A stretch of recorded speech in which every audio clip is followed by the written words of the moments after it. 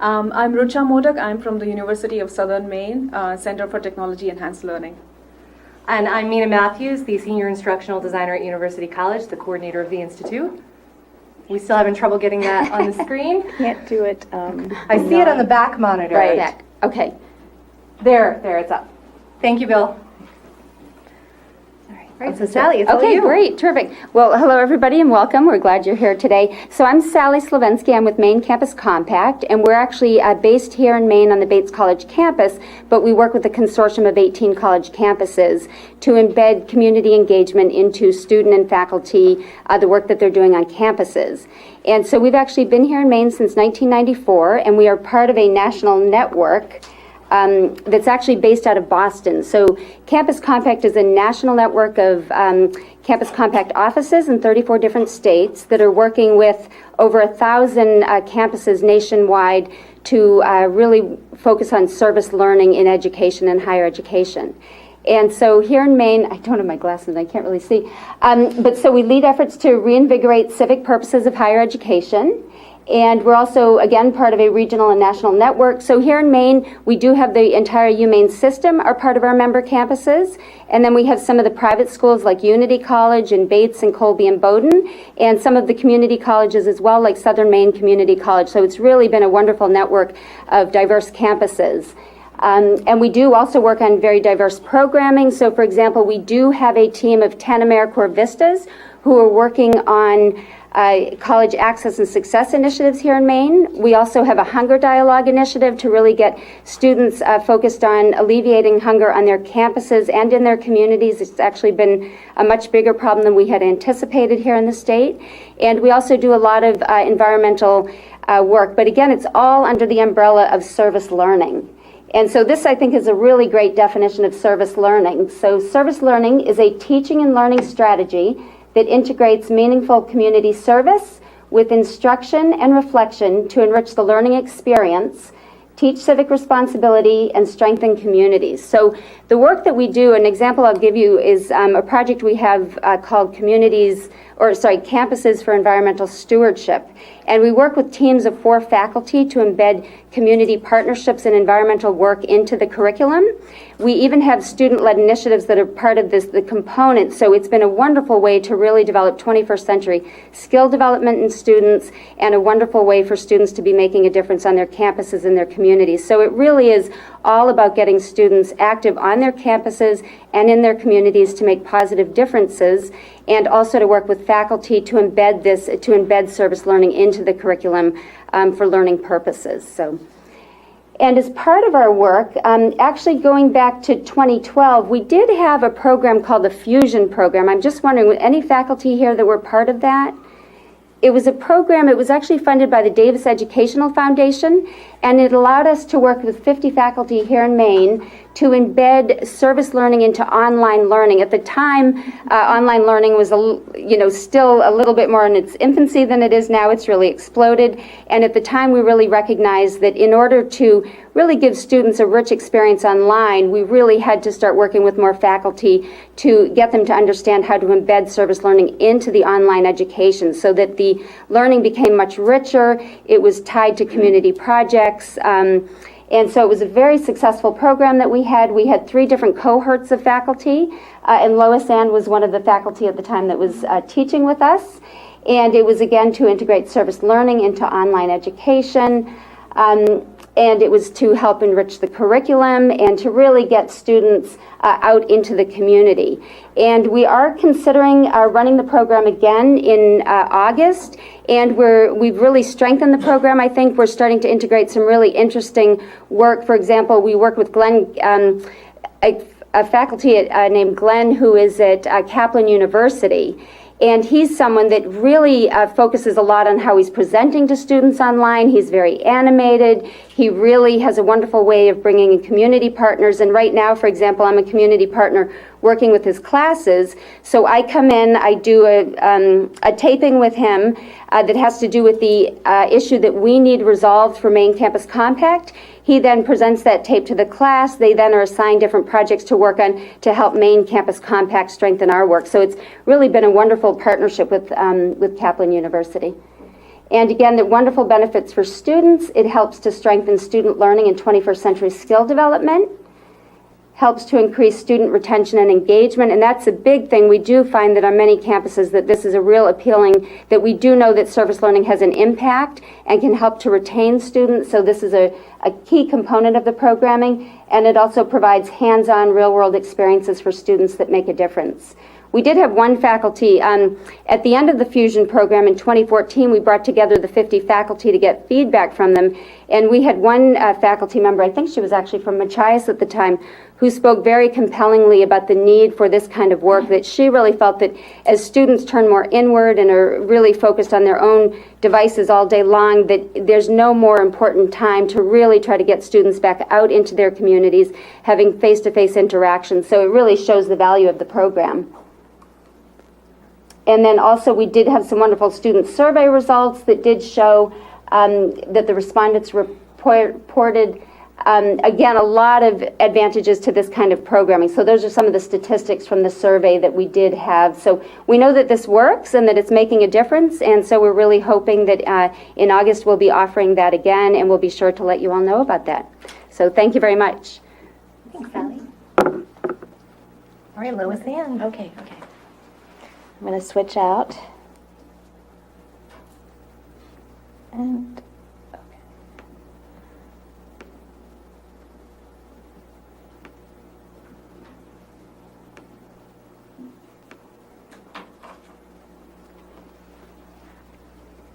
So how many here have taught a service learning class, even if it was campus-based? One? Okay. Two? Good.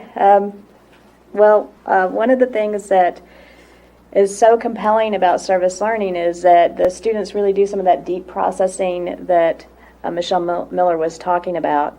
And I picked this photo I made to try and indicate like teaching, and my husband was like, but there's a present in that one stuffed animal. I'm like, of course, teaching is a gift.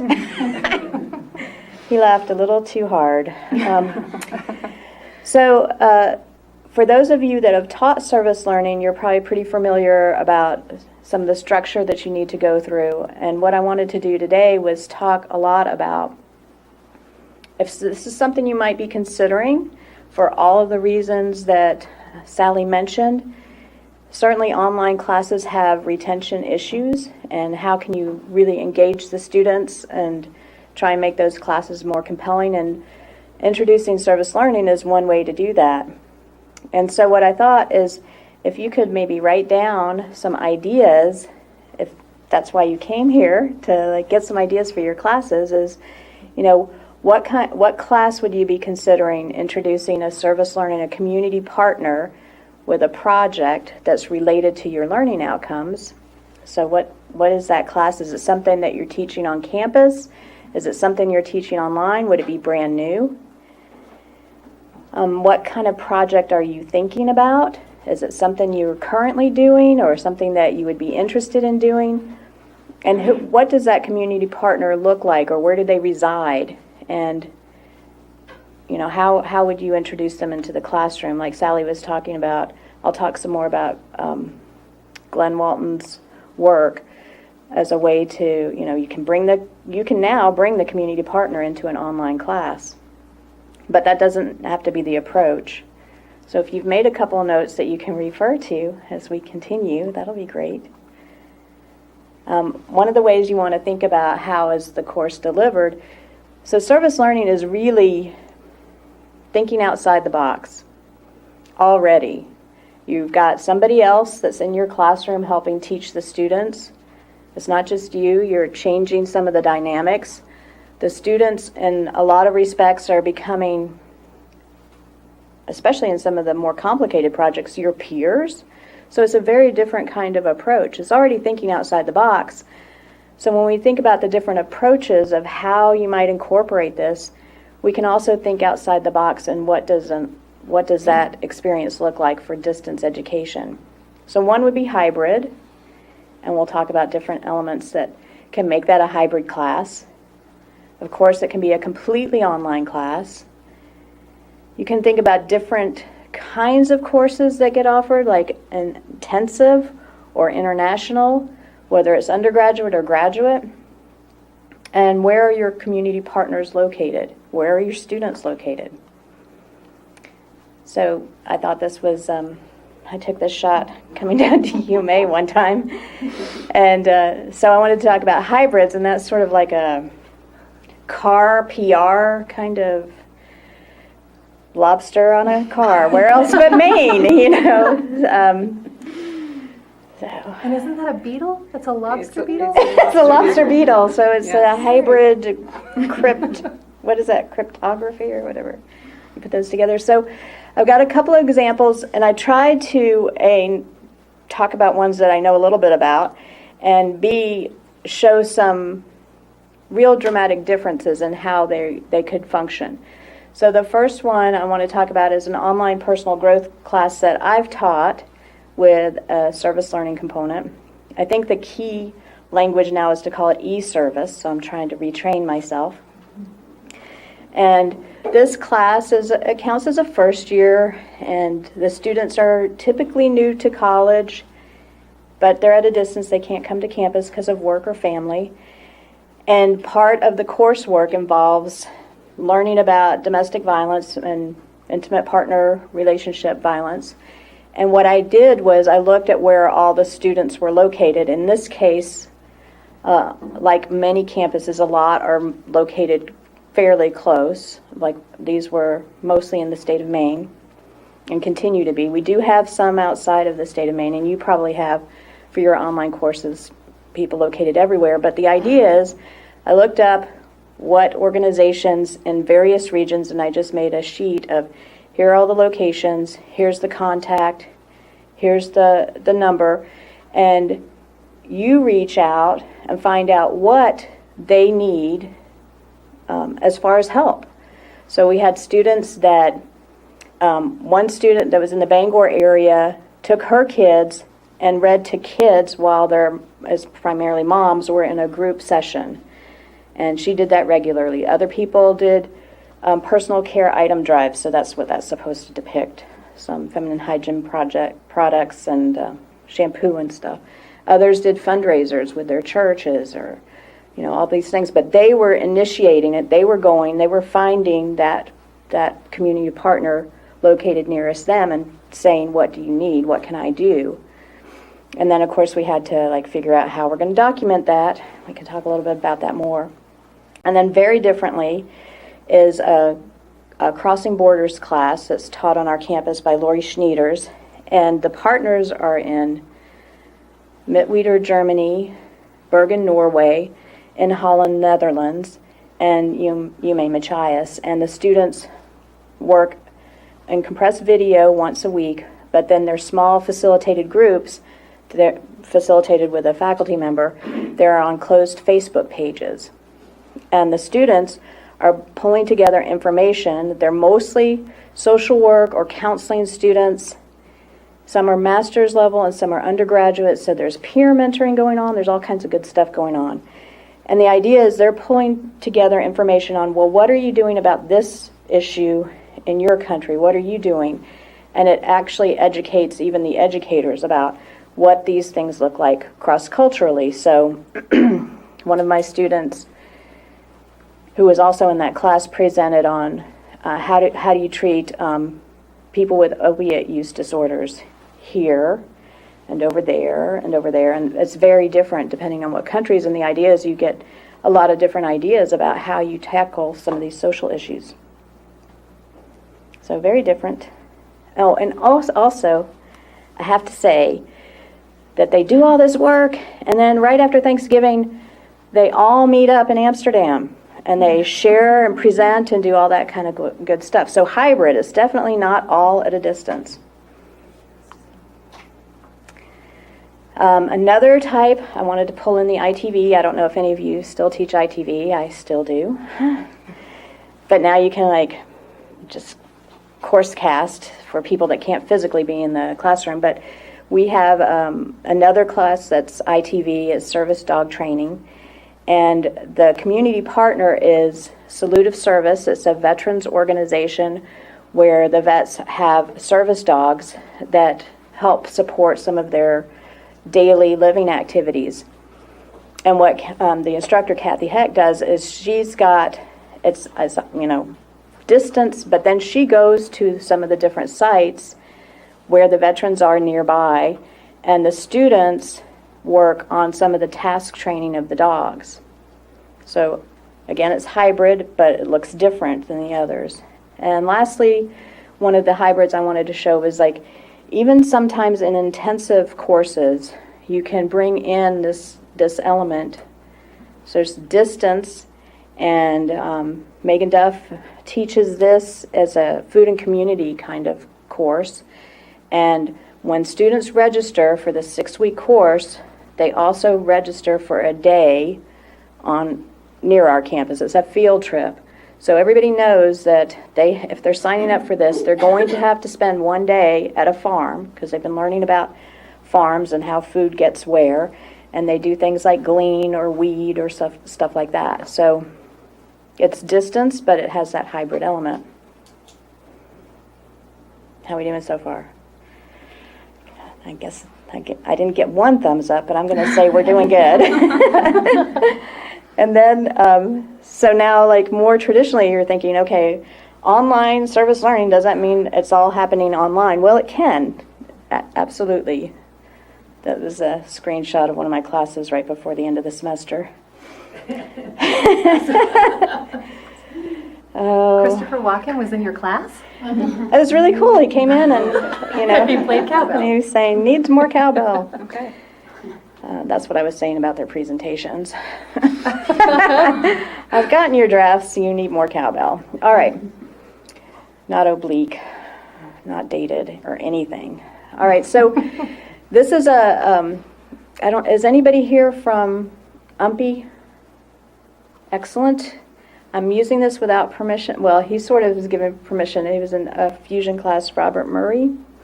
He teaches an economics class, and he was translating a campus course to an online course, and his community partner is Aroostook Chamber of Commerce.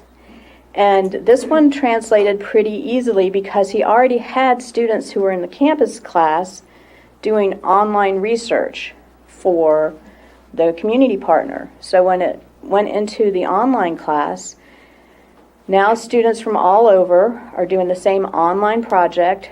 They're looking for events that a Chamber of Commerce could do successfully in Aroostook County. They're doing an event plan. So the students are saying, look, I found these and I'm recommending this. And so the partner, who is still local to the professor, is still able to benefit. So the community partner isn't actually online, but they could come into the classroom if they wanted. But it's online research and an online course for a community partner. And, all kinds of skills are being built in that way. And then the other example, this is one Sally had mentioned, Glenn Walton at Kaplan U, who is also a faculty trainer, for his marketing class, and I didn't have a shot of you, I'm sorry. He's got students who are going to work doing different elements of marketing, and he brings the community partner right in online, either videotaping ahead or having the sessions. He includes some synchronous dates where students, even though it's an online class, they meet at the same time in a video conference, and so there's a lot of opportunity to have some really sort of high-touch aspects of that online class. So how are we doing so far?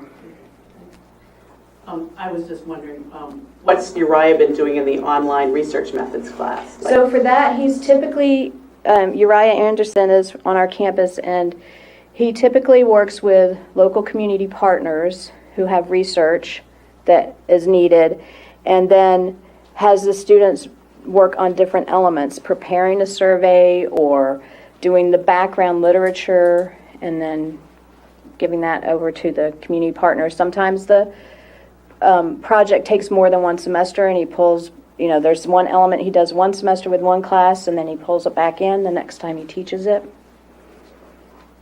And like Sally said, there's been 51 faculty in the UMaine system, and some of the private campuses are part of MAINE Campus Compact, who have been trained to do this. And what's done is, like, from A to Z, these are the things that you need to be thinking about in planning the course.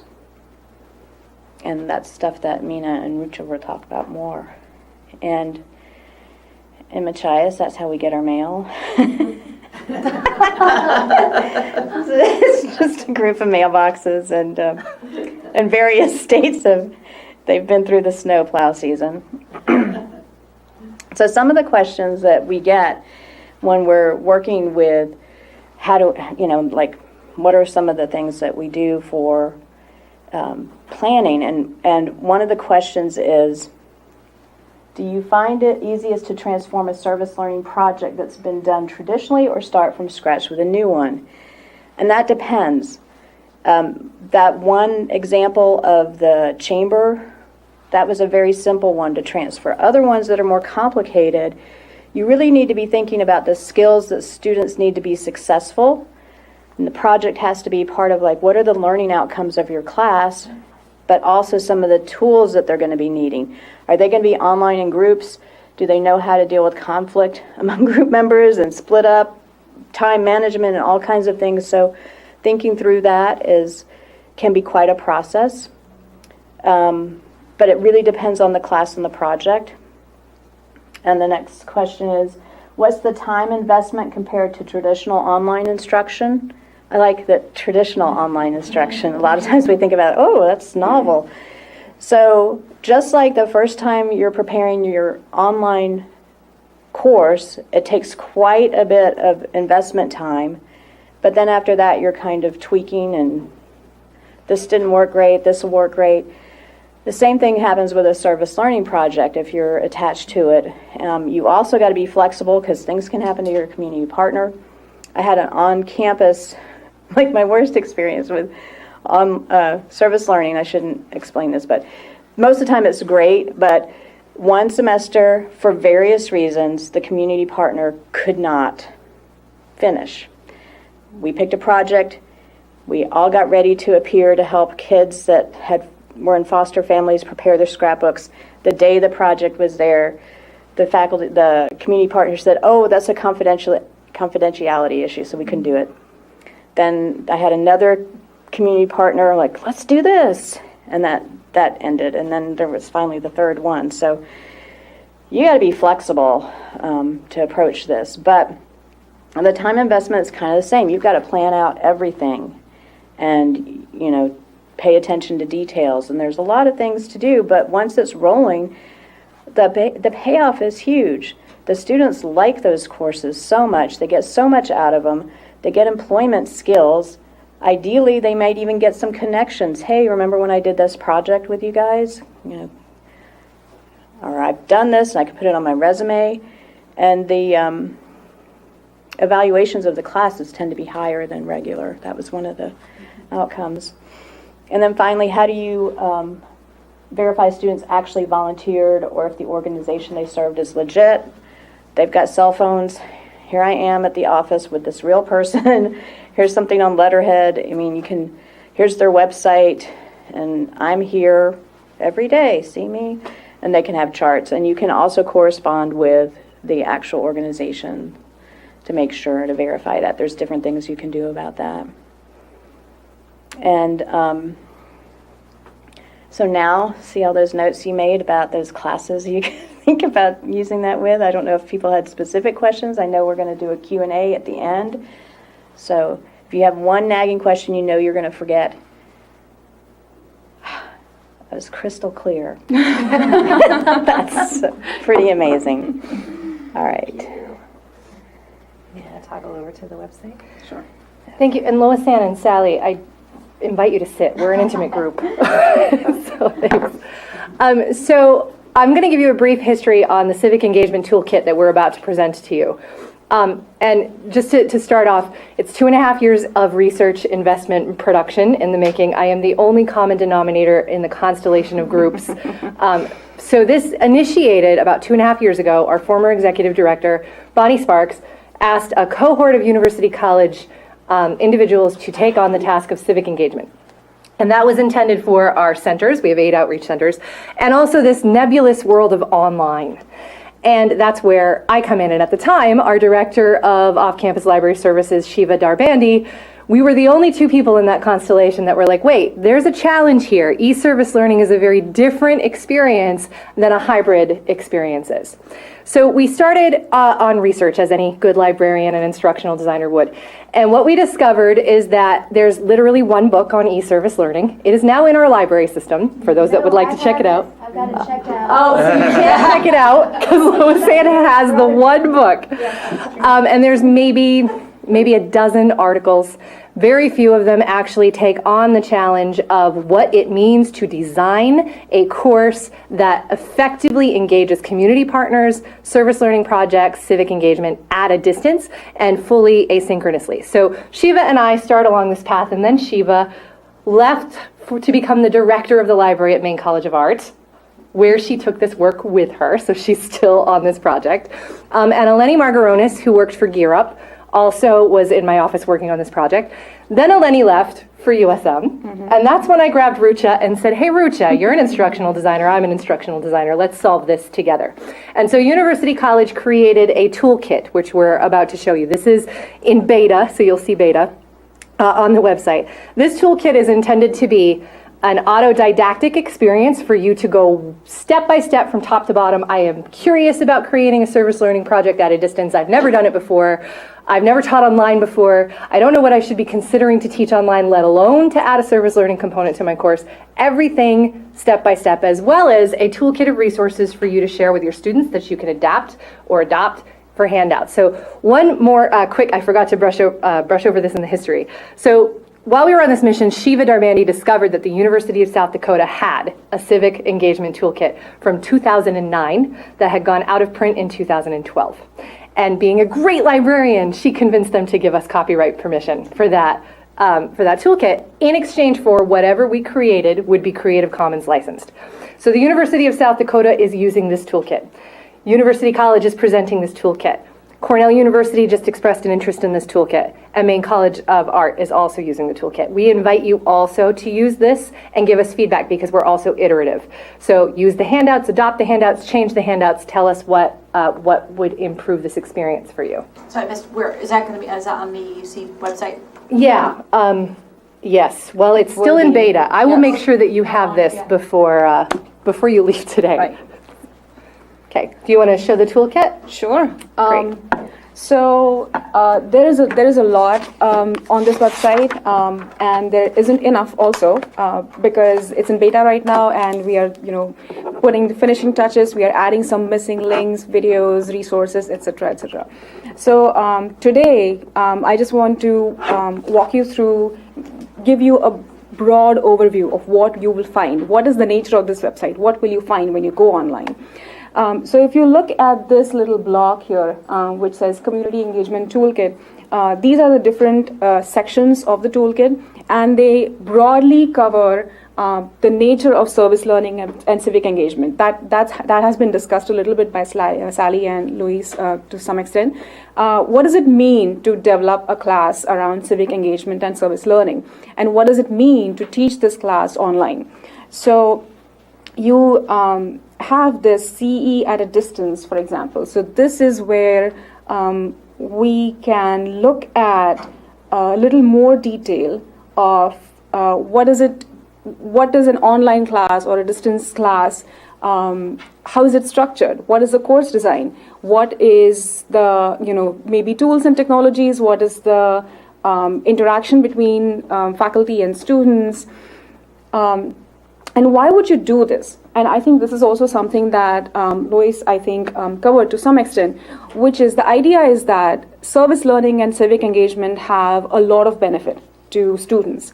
And we now have more and more students who are going online. We have online programs, fully online programs, which could benefit from incorporating civic engagement for all the reasons mentioned here.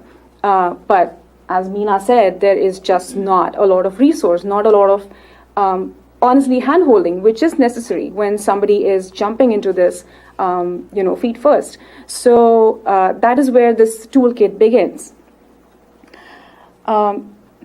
if you look at one key component of any online course, online program, it's the idea of social presence.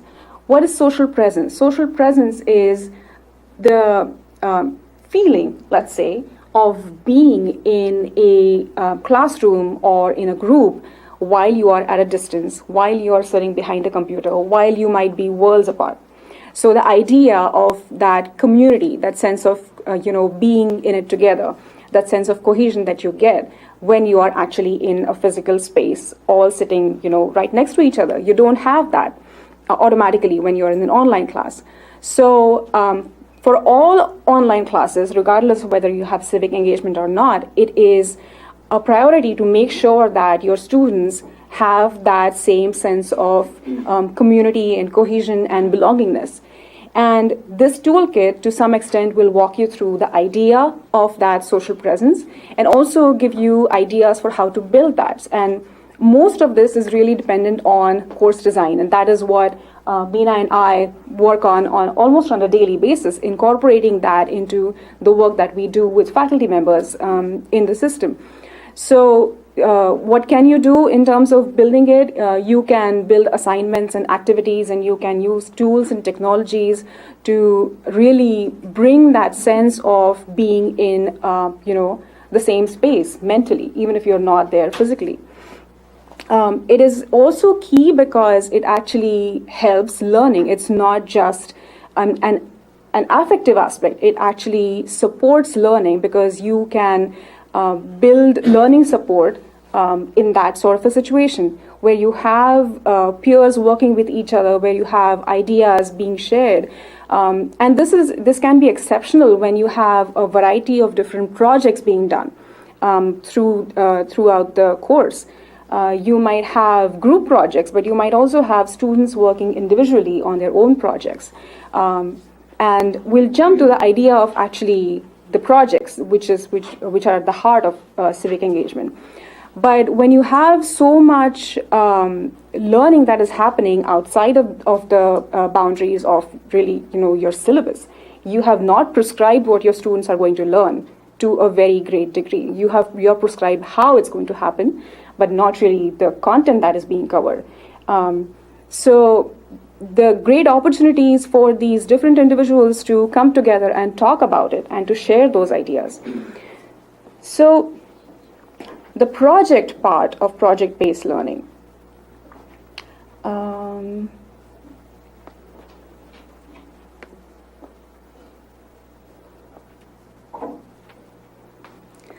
So, is that right? Mm-hmm. Okay. Civic engagement project. Project-based learning is at the heart of civic engagement. And honestly speaking, you can use this toolkit to build a course around project-based learning, even if it is not civic engagement, because it just provides you with so many tools to understand just how to bring that to front and center instead of having a textbook at the heart of your course. When you are designing something for online delivery, an online classroom, where your students may or may not be, located close to your campus. You might have a student in Florida. You might have a student in Machias. You might have a student right here in Augusta. And they're all online. But that might also mean that your community partners are not necessarily all right here in this town, or even, within a 50-mile radius. So then how do you make sure that your students are all doing the kind of work that fits the course objectives that you have? Because that is ultimately the guiding star. What are your course objectives behind this whole endeavor? And there are valid concerns that Lois Ann brought up. What is the community partner an actual legitimate entity? How do we make sure? These are the same concerns that faculty have about testing online. How do you know that students are actually taking the test they are supposed to? It's an actual human being who's taking the test, whatever. So there is an aspect of negotiation and interaction, and the toolkit also has a lot of templates to establish those roles and responsibilities and boundaries, and have contracts between the community partner and the faculty member and the student, so that there are expectations laid out very clearly right at the start of the project, to minimize confusion. I'm sure there will be confusion because life, but as a matter of making things as clear as possible, which is also another ideal of an online course, reduced confusion and more clarity. We have certain templates here, resources here, which will just help you think through. Even if you just look at that, you might never have considered, for example, setting up, a student agreement, which really covers what the student will do when they are working with a community partner. How many hours, what are the kind of tasks they will do, who will supervise them, when does it begin, when does it end, what is the end goal, what is the end project, the end deliverable, etc., etc. So the resources on this website will probably raise more questions than you have right now, but hopefully also answer some of them at the same time. And like I said, it's a work in progress. So even if something is not answered at this point, you can ask us directly, or you can just keep an eye, and we will keep on building it.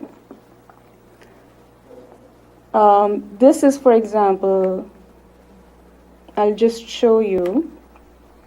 So these are some of the student handouts. This again walks you through the steps of building a project and finding partners, and it's a checklist that you can go through just this page and think of this as a checklist. It provides you also resources. There are certain offices. For example, USM has the Office of Community Engagement and Career Development, which can support faculty members who want to develop a service learning course. And I know Orno has one, and UMA has one.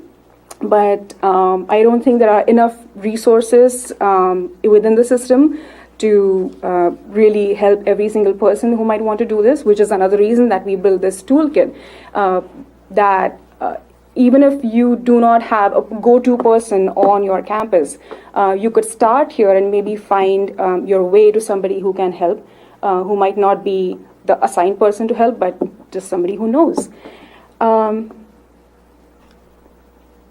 And each of these are clickable links that link you to a document that you can download, modify, adapt, or plug into a course site. Mm-hmm. These are, for example, one of the important pieces of service learning is reflection on the experience that students are, undergoing. If you don't have reflection, then it's basically, it may be internship. I don't know what it counts as, because the goal is for students to really think critically about their experience, connect what they have learned in their program with the experience that they have on the ground, in the field, etc. So these journals that you see are another example of helping students to incorporate that kind of information that they are gathering, the thinking that they are doing, and bringing that back within the context of the course. So if I click on this, you'll see that this is a Google Doc. So this is really a template. You can download this, and you can copy this and use it as is for your own class. And it just, in this example, it asks these questions for students. To students, and you can set parameters in terms of how often you want this to be submitted, or how many words is it. You can add your own questions, remove some questions. It is completely customizable, and you can use them as you may. And there are several examples of this. So there are several different kinds of journals you can use. And this final one is actually useful, again, regardless of whether it's a service learning course or not. It's about discussion expectations. When you want students to discuss their experiences in class or discuss their thoughts in class. Maybe you want them to bring in parts of the journal in a public discussion within the classroom. Again, you can set parameters in terms of what do you want them to discuss about and how often and what are the questions to be raised. And you want to raise questions, you want students to raise questions. There are different ways of approaching this, which again, going back to the idea of social presence, can be really critical, can be really, really helpful. Can I ask a question? Have you found that it's good to promote the service learning project as part of the course well in advance, or is it best to have students show up and they see the syllabus and go, oh wow, that this I have this project I'm going to have to do? Yeah. Which way works? I would strongly recommend letting them know first. Yeah, because it's a different set of expectations really from, in terms of time, in terms of the work required. Maybe you need them to be out. This is a good question. For example, if you have adult students with full-time jobs and you have a project where they need to spend, say, 4 hours a week in the middle of the day doing something, it might not work for them. So then you can either let them know that this is the expectation, or you can modify the project for them so that they can do something, for example, online. They can build something online without taking any time out of their working day. And the literature on e-service learning has different entry points. And some of those will be contingent on how experienced the students are with learning in general, higher ed in general, online in general. So 100, 200 brand new to online learning students would be a different entry point than 300, 400 or graduate students who are comfortable with online experience. And so those 4 entry points that we outline in the toolkit are blended, where an instructor is presenting in a space like we are right now, and they may have students in the room and they may have students at a distance, and they bring a community partner into this physical space, and that community partner works with everyone. And then the fully online versions where they bring a community partner into the virtual space, or they, in the upper level courses, where they send the student off to find a community partner and develop the project on their own. And then the final gate being that the students find an online community partner or a completely virtual 100% online. So those different entry points will also vary, and they're outlined in the toolkit. But a Main Street course description is the same whether it has a service project in it or not. So at what point does the student find out about it? You put it in the course description. In the course, in the class notes? In the class. Yeah, Yeah. okay. Yeah. Great. Even in the catalog copy. Yeah. For one specific course that you're taking on, because students need to know. Absolutely, yeah. Great. I work at a University College Center, and one of the things that I think about when I hear your presentation is that this would help reinforce our efforts to build a stronger learning community that supports student success. And I'm wondering if there's ways that you could involve the staff and the tutors that are already engaging students at the university centers to support the service learning initiative, whether it's the Vault tutors, the Osher tutors, the other staff that we have at centers to help coordinate with students, document, develop, opportunities for service learning in those communities, so that we're engaging the students other than just in a proctoring relationship when they're online. So I have a response to that, and we have about 5 minutes left, so I want to make sure that everyone has a chance to ask Lois Ann, Sally, me, or Rucha questions as well. But to respond to your question, so the toolkit itself is intended to be drive your bus. So as a director, I would invite you to use the toolkit and create that cohort at the center. Or as a faculty member, I would invite you to test drive this and give us feedback so that we can tweak it for you. It is based on work that was originated in 2009, but things changed. It's a long time with technology change, so please do give us some feedback.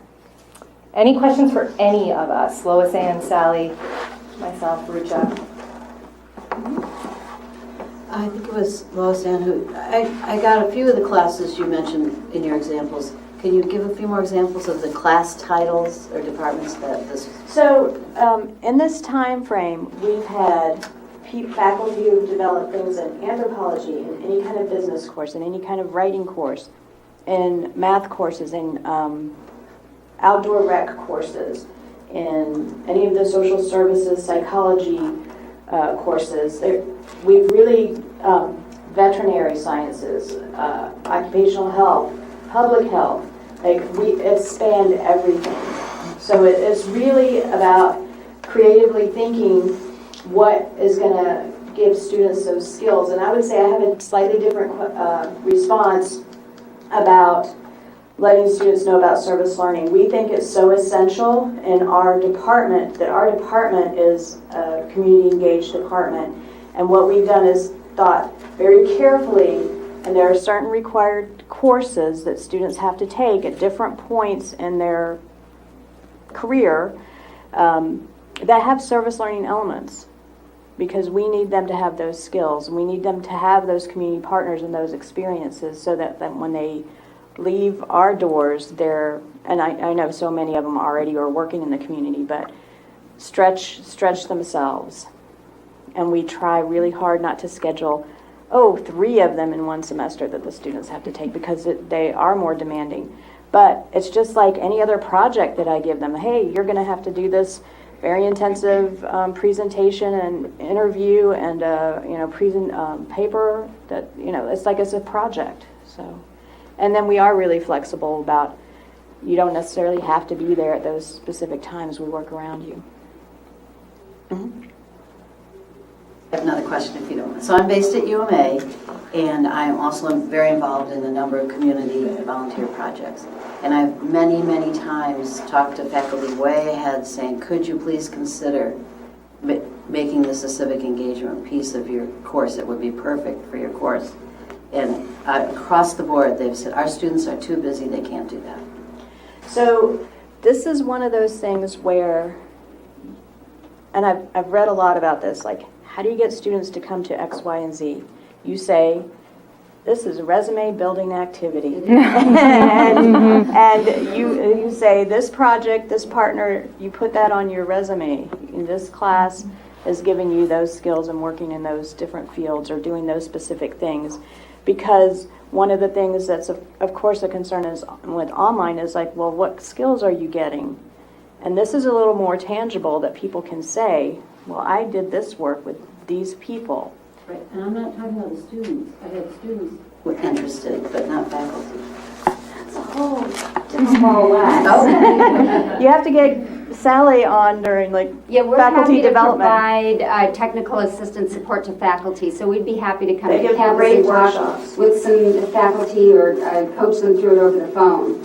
And that's exactly what we do, for example, with our Campuses for Environmental Stewardship program. Right now, we're providing a lot of support to faculty on how to embed service learning and environmental stewardship in the coursework. So we do trainings and things like that. Yeah, I mean, we have the skills listed. I have the write-up you can put on your resume.